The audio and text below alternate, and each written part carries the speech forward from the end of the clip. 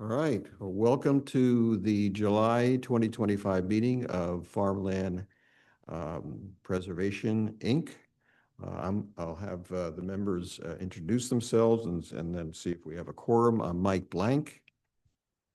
Dennis Steadman. Sean Carney. And Bankoske. Thank you. So having four members here, we do have a quorum, and we'll go ahead and start the meeting. Now, the first item on the agenda is the approval of the minutes. Ordinarily, George Heinze would do that, but he's not in attendance tonight, so I will do that. So the meeting minutes were issued, they were reviewed, and comments were made and modifications made. And does anybody have any comments on those? Now, No. can I have a motion for approval? Second? Second. All in favor?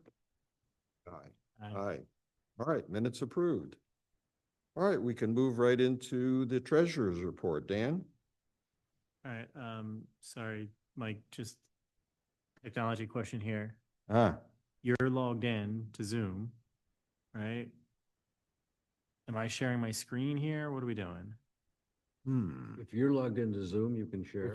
If you say you want to get into Zoom, I can accept you and then you can share your screen. Do you have the meeting ID? Yeah. Yeah, it's the township and phone number. Right. Right here.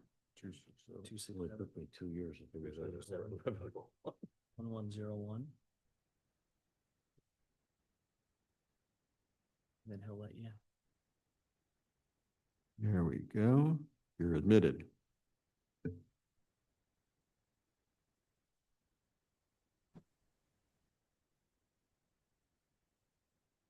All right.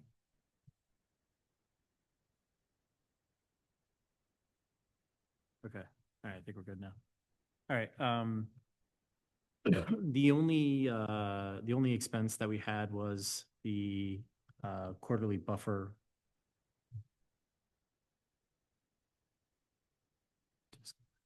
There we go. Okay. The 1,525 for Corcoran Landscaping, which was the buffer maintenance. Sean, just for my recollection, that's quarterly, or I should say maybe different, 4 times a year. That's right. It's 4 times a year during the crop growing season, at their discretion to cut when needed, and it's split 50-50 between us and the farmer. Great. Okay. I just wanted to double check that it was 4 times as it relates to the next part here. Mhm. All right. So now I never do it. I never share a screen on my iPad. One sec. I have a technical question. It's not projecting up on the screen. Should it be? Yeah.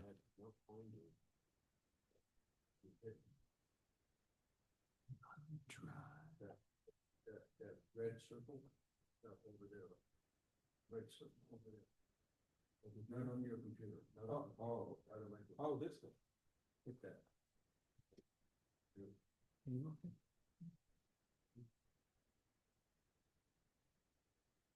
Well, okay. And then also, but if you want to just look here, because you can't really see it over there. And Mike, if you want to just slide yours over so that Dennis can see it.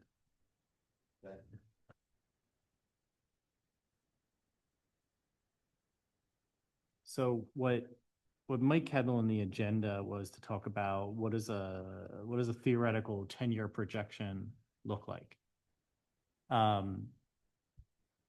And I took that to mean balance sheet and income statement, basically looking out 10 years. What do we look like?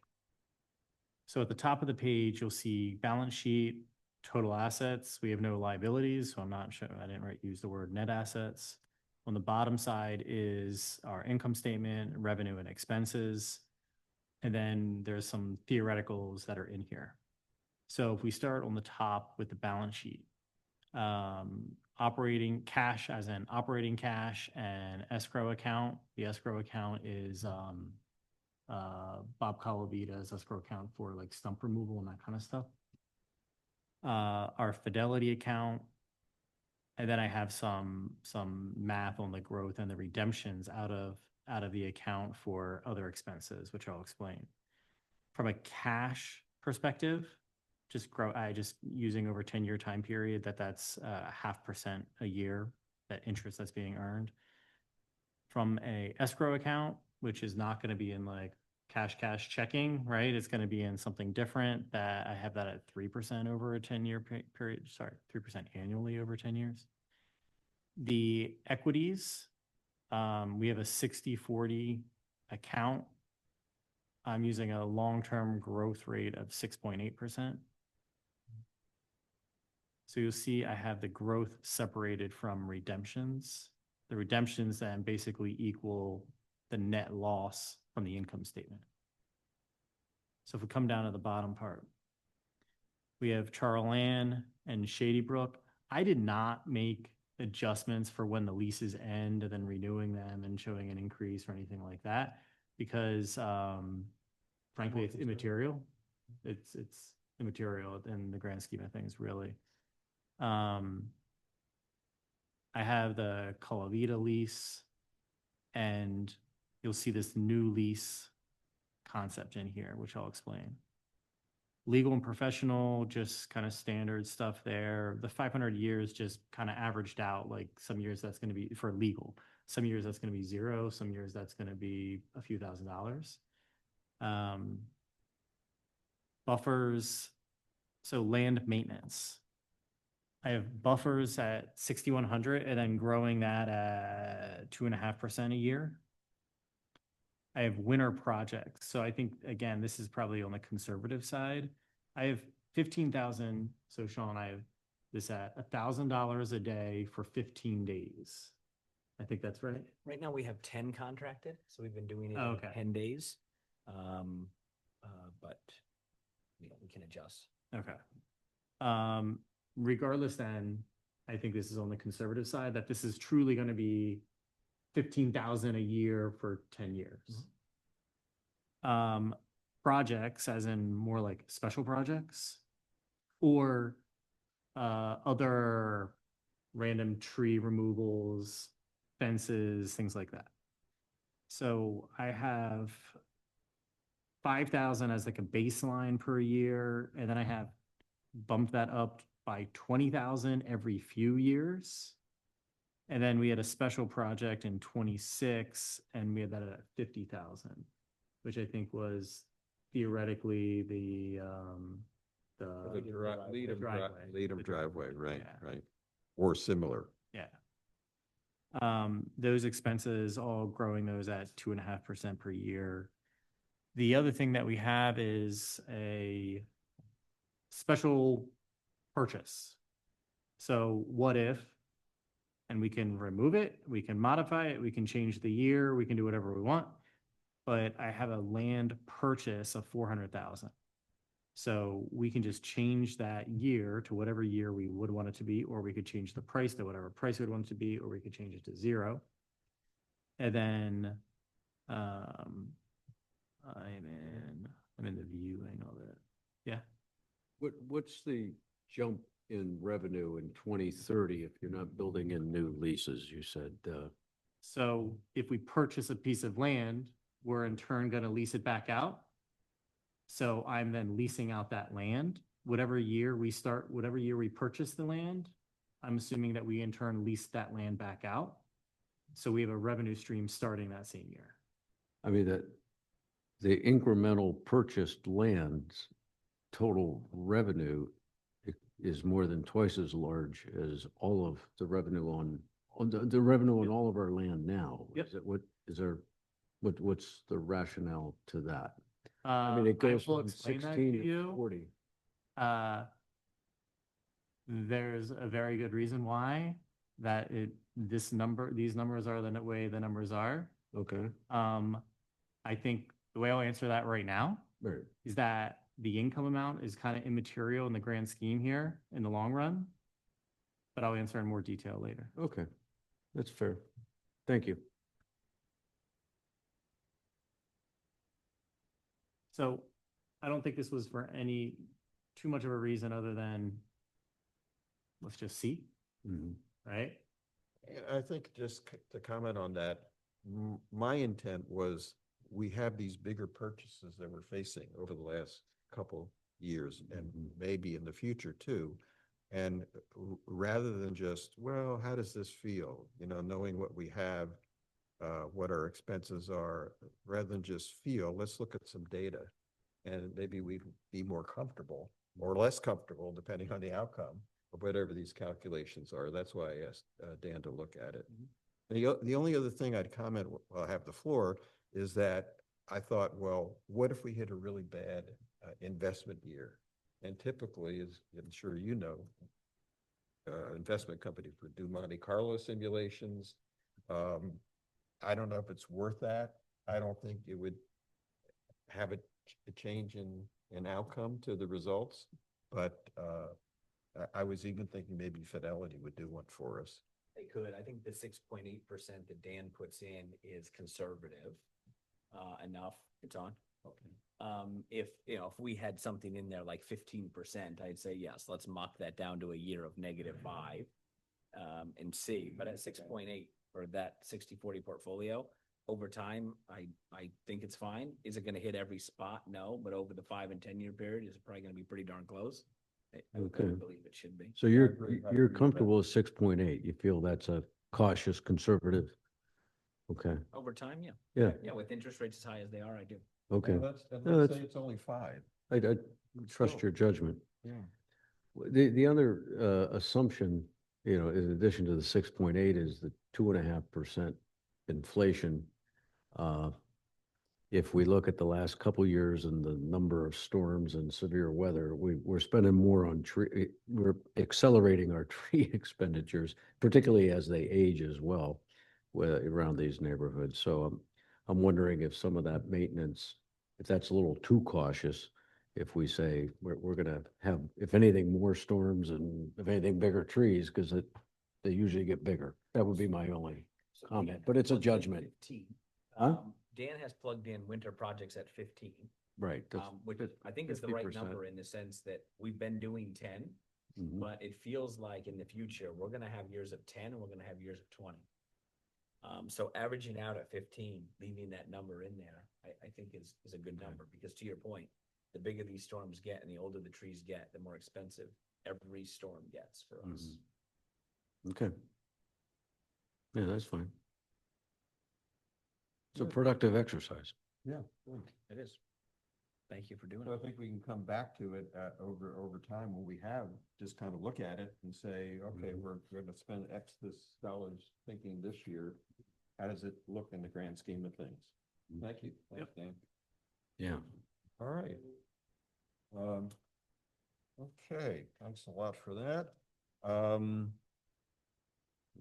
Ticks off both of those. So we'll go with old business now. We have a number of items. We'll start with access to Heather Ridge Fields. Dennis? Yes, there's no significant update since the last meeting. We did issue a contract or entered into a contract with Precision Excavation. It is scheduled for around that July or August, depending on weather conditions. I can follow up with him and be sure that we're still in his schedule. I think he came up with a reasonable and sound plan that we all hope works. It seems like it will, but we won't know for sure until the work is done and the stewards, try to harvest in this next year or so and get the real heavy equipment down in there. But no significant update. The cost of that, just for the record, is $11,000 and change. One that just came to mind, I remember Tim quoting me a pounds limit not pounds, but tons Mhm. that his truck carries at full load. Was it like, was it 40,000 pounds? That 40,000? sounds about right. And that's something that Premier Excavating is kind of in their thought process and. It's in their thought process, and, you know, like I say, experience will teach it. There could be scenarios, depending on conditions in any one year, where as they're harvesting and the combine is draining the grain into the truck, that maybe they they go out with 3/4 of a truck or something. But that's up to their operations. The legal gross weight is 80,000, but Tim has stated we don't have a scale in the field. Depending on how dense the grain is, it can be 90, 100,000 pounds. Okay. So he'll just. Moisture content was going to vary in the Correct. grain. Yeah. He'll have to use his judgment of how comfortable he feels knowing Yeah. what he has to go over. Yeah. They're experienced. Good. Okay, thank you. So the next topic is the Leedom driveway expansion, which we've already referenced. As everyone knows, this has been a long and somewhat fraught exercise. It's expensive. We're talking about realistically, anywhere from $36,000 for Harris Paving Company up to $50,000 for Schmidt. And we've gotten another bid from Premier Excavating, the same company that's going to do the Heather Ridgefield at 39. And then a much lower bid, but it's a high risk bid because he was saying he could put down less asphalt. I think the real issue becomes that the engineering company was required to put together plans where the driveway matches the depth of material on Dolington Road, a state road. So you're not just covering up like your home driveway with a couple inches, maybe not even a couple inches. You're putting roadway at least where it meets Dolington at the depth of the road there. And whether we pass inspection with the PennDOT inspector is always can be the question. But suffices to say, I think, and I just ask everybody, we're all in agreement, we don't really have the money we don't feel this year to do it. So we'll look at it next year. And the first deadline that's coming up is the Conservation District, which the permit would expire in April of 27. So I think in one of your emails, Dennis, you mentioned we kind of look at things towards third quarter 26 again and see where we're at. Now, one thing that I've done in the meantime, I'll give credit to my wife, this is her suggestion, is that we inquire about putting up signs on Dolington Road, farm equipment entering, leaving the highway. Caution, right. So I put in a request with PennDOT. I'm waiting to hear back on that. Can't guess what they'll request, but and Derek Fuller was very helpful in guiding me in the right direction to do that. Any thoughts, questions? No. Good. But No? I'm gonna get going. Okay, well, we still have a quorum of 3, so thanks for coming down. See you. Okay, the next item is the sign on Belden Field. That's one of our signs that was put up in replacing the Haupt sign that was on Belden, also known as Longshore in our past. Through a comedy of errors, when I first picked up the sign from our sign company, there was no brackets on it to hang it. So they drilled vertically into the top and put 2 eye bolts in there, which the sign was hung by, and it came down. And then we realized that the wrong attachment was made. So we asked for the regular clamps with the bolt coming out of it on there. And apparently whoever put them on drilled through the area that had already had a vertical hole in it. So they went horizontally and that weakened both sides. So anyway, they came down again. What I'd like to propose and see what you think is just that that we have existing signs. I actually have one in my shed. It's in good shape. Just put that on the existing pole. It has the correct brackets on. It should stay up. And I've talked to Derek Fuller about this and feels that, it would be possibility to do. Could we? Makes sense. I mean, if we have a extra sign, let's use it. We need it. Yeah, And it's kind of good advertising because it's right at Dolington and Woodside. yeah, There's already a sign on Dolington for that field, but it Yeah. just covers the okay. other side. So Okay. I'd like to make a motion that we replace the current sign that came down with an existing sign and have Public Works put that up at the corner of Dolington and Woodside. I'll second that motion. All in favor? All right. Aye. So done. On, Good. on this topic, did you have a chance to have a conversation with Derek about the alternative signs that he seemed to have found in Public Works, in the sheds there? Thanks for the reminder. I did, and is this a new vendor? Or It's a different vendor, yes. Yeah, seems to think they would be fine. Yeah, So if we need new signs, I think we should deplete our current stock first. sure. Right? Yeah. But then if we need new signs, I'm perfectly willing to. He was suggesting that it's about half the price, and their experience is they hold up well. I looked at the price. I don't know if it's half, but it's Oh, okay. certainly a big Okay, discount. that's good. 20%. Okay, good, So that's well worth looking at. good. A little bit different construction, but it should Yeah. be fine. While we're on the topic of signs, I did notice that Buster Doan's photo is fading on the Patterson farm. I don't know if you've seen as you pass on 332 Hmm. going out to 295, there's a little photo of him. We may want to look into that to replace that. The sign company at the time we put that up there, when I asked the question, how long do you think that would last? They said 5 to 8 years. That's how long it's been up. Why did we put that up? Because we don't own that land and we don't lease that land. Good question. That's township owns it and the township leases it to Shoreland. Yeah, That's a township responsibility. I mean, we can make the observation or suggestion, but sure. I don't think it's the responsibility of this board. That's a valid point. Okay. We did it to honor one of our board members, just like, I guess, the house sign years ago. Oh, I see. This I was, see.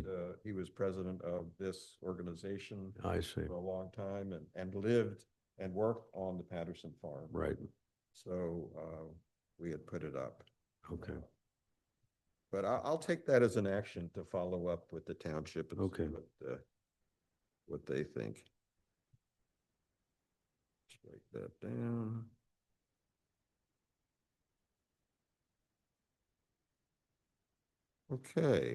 Okay, so the next item is mine. That's fencing on the bond farm. And specifically, we're talking about a gentleman on Greenbrier Court where trees on our side and on his side had grown into the fence line and really overtaken the fence. So we offered in discussions with him to split the cost, and he backed off and doesn't want to do it at this time. Mhm. So we'll just hold that for future work. So there's nothing more to do there. Maybe just one thing that should be in the minutes is just that when we offered to split the cost, we at that time also let them know that it's not something that has no expiration date to it. Right now, we have the funds to split it. That was before the most recent storm. Right. Not that we're going to take that away in the next month, 2 months, 3 months, but if they come back in a year and a half, 2 years, we may not be in the same financial situation to be able to honor it. So it's not something without expiration. I just think that's important. And he's been informed of that. That's good. Okay. And it could be more expensive in a couple of years if things continue to grow. So, And that's exactly right. yeah. Okay. Next item is deer hunting. Just a quick update. We applied for the agricultural control program at Pennsylvania Game Commission. That's commonly known as red tags. The red tag program, we've been enrolled in that for several years now, probably about 5. We renewed the tags on the 4 properties that are suitable for deer hunting. Not all of our properties are. That's the radio towers, the nursery, as we call it, Leedom's, and around Herco's, what's that property called? Belden. Okay, thank you. Those four, and we've sent an application in for the Heather Ridge uh, red tags as well. We've not heard back from the Game Commission on those. We do have the red tag coupons in my possession. I'm going to give them to Sean here this week, and he can distribute those to the hunters. We distribute them one at a time. As a hunter fills a tag, they can come back and request a second. And if all of the tags on a particular parcel are filled, then we can request to the Game Commission another set of tags, which they will fill. We've never had that circumstance where we fill them all. It would be good if we did, just to help our farmers keep these fields economically viable. I'd like to comment that I think in the past, my recollection is we had at most 2 fields where before you gentlemen joined the board, and now we're up to 4? 4 and potentially 5, Five. if the Game Commission approves it, which I expect they would. So we're making real progress, and I commend you for. Well, and the deer damage to the crops has gotten worse in my experience since being on this board, and we certainly need to do something. Like I say, otherwise the fields can become, just not farmable. Lunch boxes. Yeah, yeah. Yeah. Okay, good. Buffer maintenance, summer work, Sean. Yeah, not much to report there. The most recent buffer cutting was done on July 7th. So if you drive by now, you'll see nice fresh cuts on the farms. I would say just by, observations, by driving past them, there are some branches that have come down in the most recent storm that Corcoran's been alerted to, and they'll be going out and getting rid of those. Where any branches fell in the crop, they'll remove them with the least amount of damage to the crop. But as we've stated prior, some of these storms are getting more vicious, and the trees are getting older. So just something we'll have to anticipate. But as far as the buffer cuttings themselves, all in good order. Matt did make us aware of a couple of different things he saw while he was out there that we've already addressed. So all is good there. We'll have 2 more cuttings, and those are basically up to his discretion based on the amount of sun we have. If we have a lot of heat, the buffer areas will slow down in growth. And if we have a lot of sun and rain, then they'll speed up. So I leave it up to him as to when he wants to cut them. But the goal is that we still have that one cutting in our back pocket come, late September, early October, so that we get one last good mowing in the year, and they look nice. Just a comment while we're on buffer maintenance, I'd like to give a shout out to Matt Cochran and his team. They really do good work, and we've always been able to call on them, and they come out, and whether it's a tree that's fallen or routine maintenance, we trust their judgment and professionalism. They do a good job. They do a very nice job. Yeah, I agree. excellent point. I'll second and third that.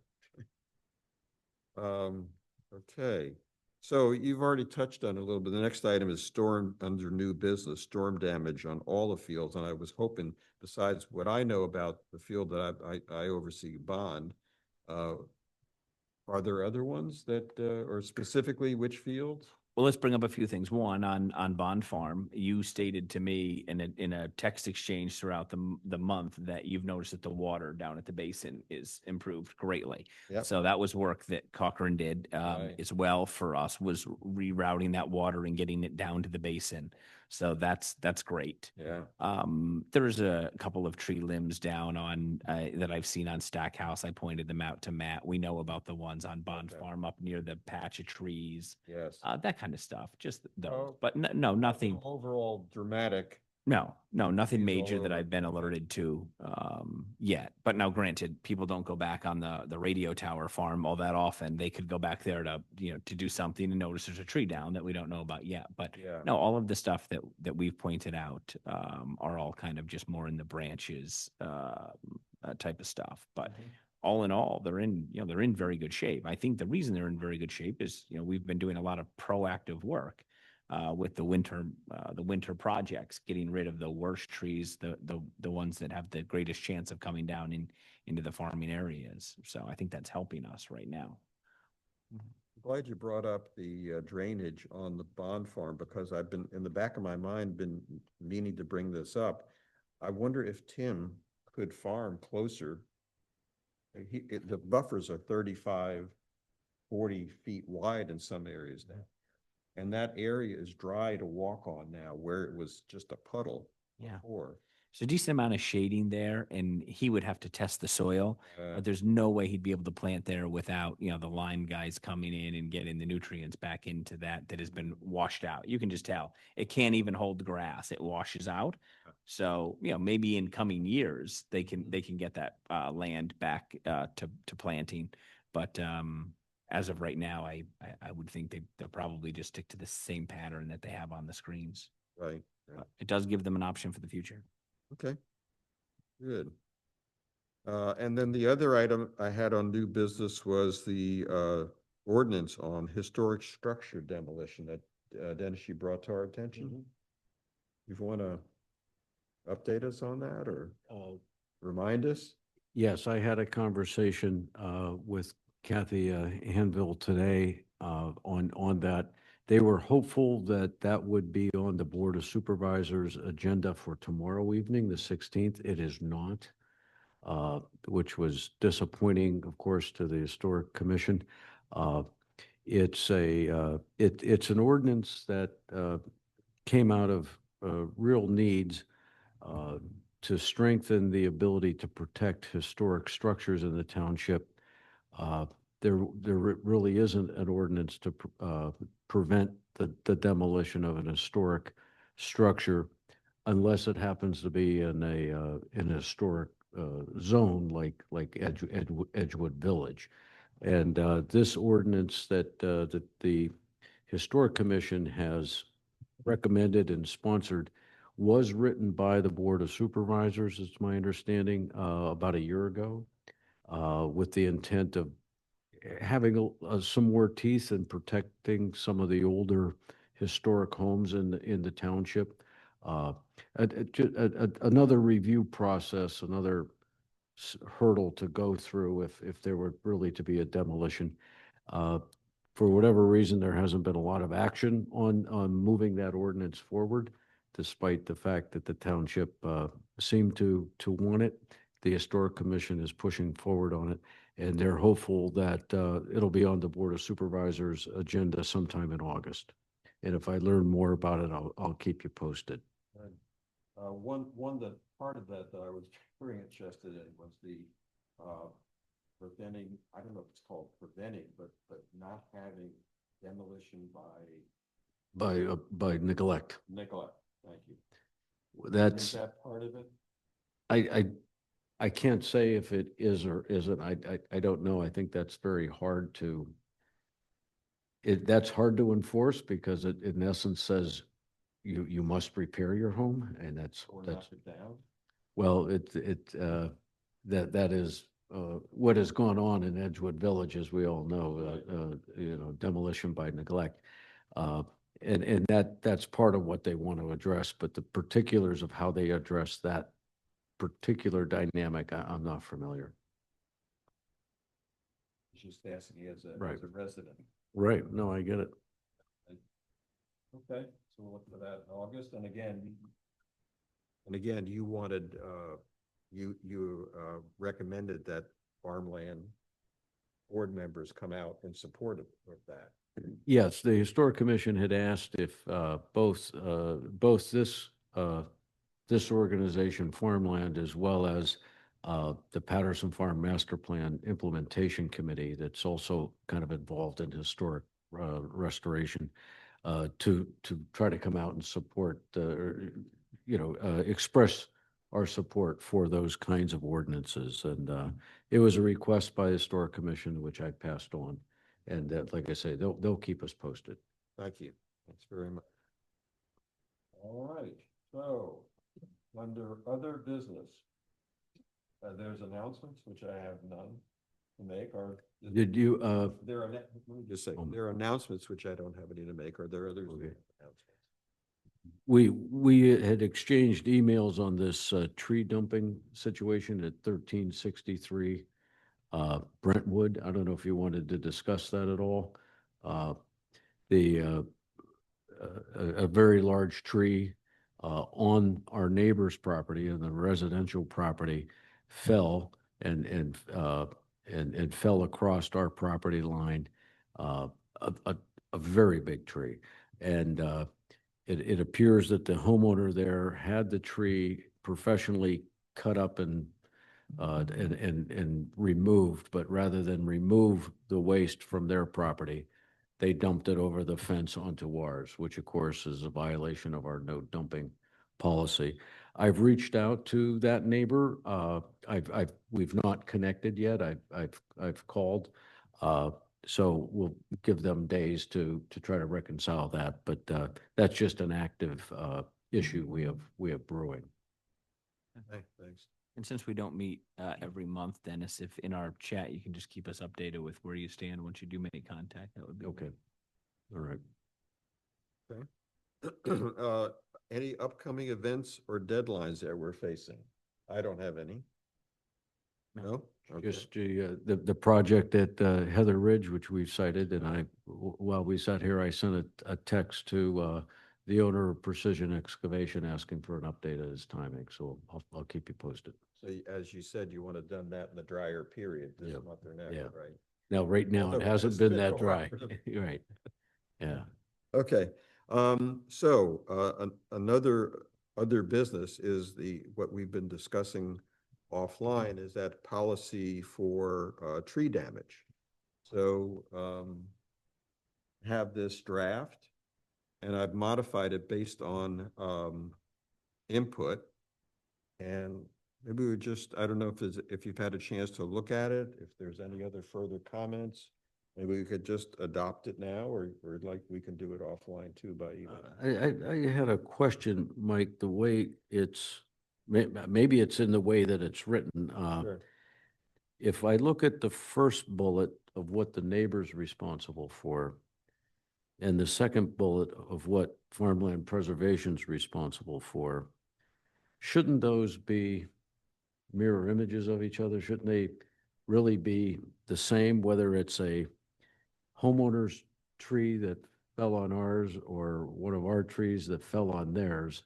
It should be completely reciprocal, but the sentences read a little different. Right, So I would just, yeah. my thought was to kind of harmonize those two bullets a bit, if that Make them exactly the makes same. sense. That's a great point.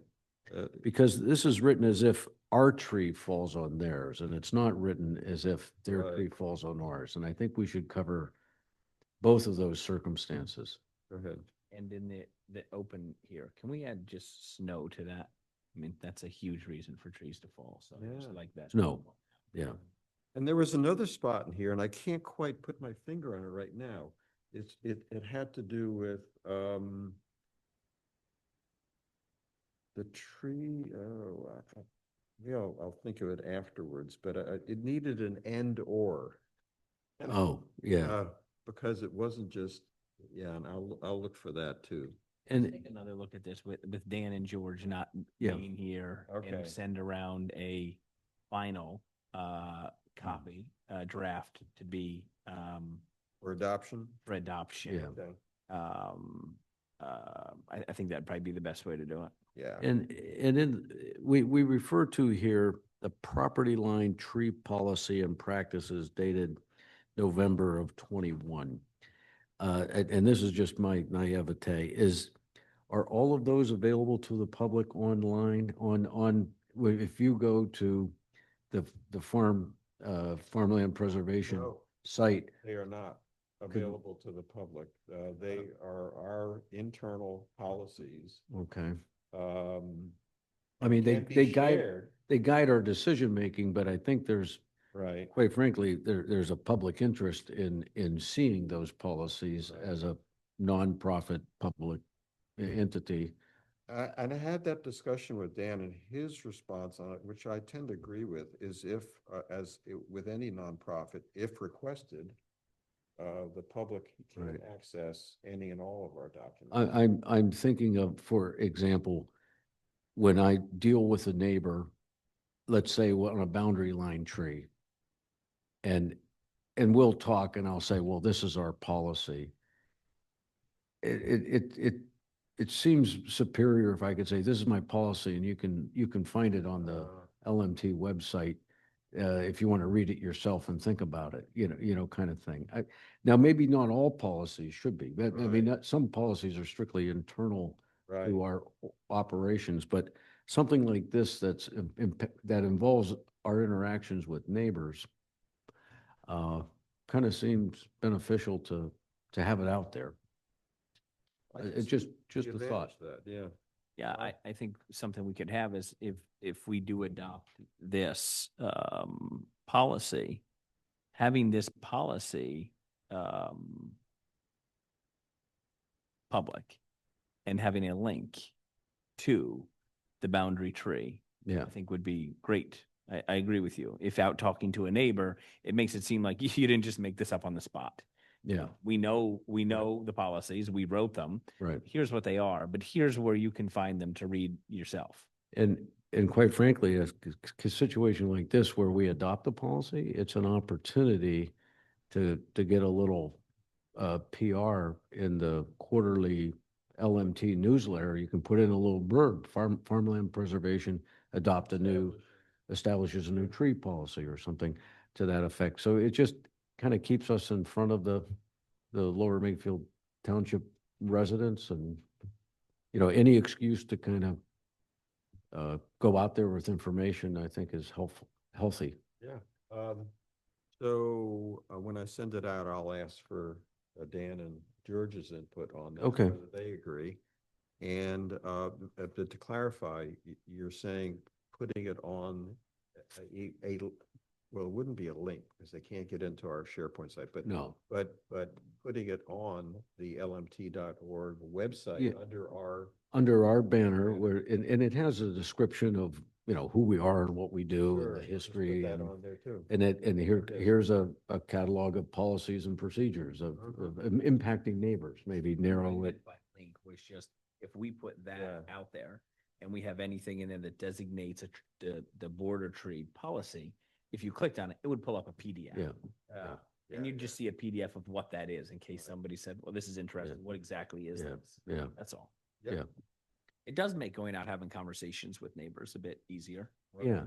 Right? Yeah. Or I'm calling and Not a leaving a judgment. message. This is what we have. Yeah, I'm leaving a message for someone to say, hey, look up our policy. You'll see, and it's, Agreed. yeah. That's a good idea. Okay, yeah, very good idea. Okay. All right, so just to review, any public comment? I don't think we have that possibility. They can only do it from the room. Can you hear me back there? No, I Oh, mean, the public would have to be present in the Oh, room they can't call in to our meetings. okay. All right, so skipping over that, review of action items, I have a follow-up from me on the Doan sign, I'll call it, with Dave Kratzer about the Patterson Farm. I was gonna put the idea into Tim's head, just as thinking, if he wants to expand his farming a bit on the Bond Farm, his planting, just to Sure. have a look at it. Yeah. May have to take quite Yeah. a while to rejuvenate the field, but and then I'm going to send a final copy of the weather-related damage from our trees or any trees policy, and ask if having it on the lmt.org site is a good idea. Mhm. Good. And Okay, we'll go from there. good. Anything else? I'm going to drop off the red tag coupons to Sean's house tomorrow, put them in your mailbox. And I will get them distributed. Okay. And I think, Mike, just when you asked the question about putting this on the LMT website, one thing you might want to reference is just the frequency of how often we're using it, given the frequency of storms. Right. As well. It's not like we look for this once every 2-3 years. We're Mhm. looking for it, Right, throughout the summer months and the winter months quite often. yeah. Yeah, good point. Good point. And in our, I don't know, I don't remember if it's annual or biannual letter to neighbors, Yeah. that we kind of a Right. routine. We could have a link to these policies, like you said, and be another opportunity. Mm-hmm. Please remind me. Yeah, include this in that letter, which is coming up probably. This January is probably 2 years since we've done it. Mm. All right, well, we're adjourning a little early. I'm sure that's okay with you gentlemen. It's okay by me. I'll make a motion to adjourn. I'll second it. All in favor? Aye. Aye. Thank you. Meeting adjourned. Thank you. Thank you.